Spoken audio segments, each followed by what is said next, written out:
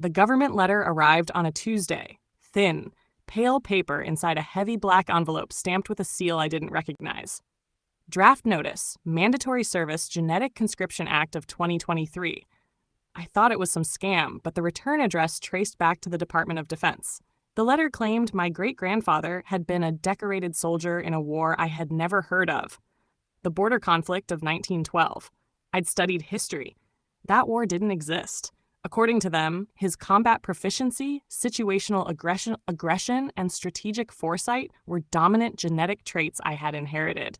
They said I was eligible and obligated for service under a law passed 6 months ago.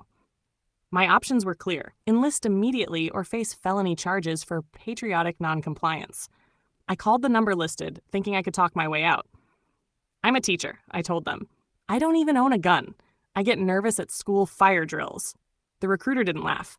Your profession is irrelevant. Your DNA says otherwise. 2 days later, men in unmarked uniforms arrived at my door. No insignia. No names. They didn't knock. They entered. They handed me a duffel bag already packed in my size.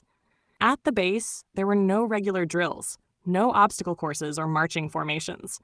Training began with a needle. They called it the ancestral recall serum.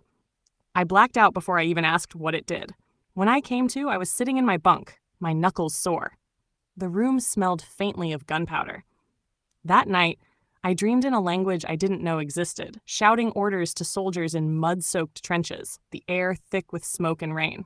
The dream ended with me pulling the trigger on a weapon I'd never seen, yet my hands knew its weight perfectly.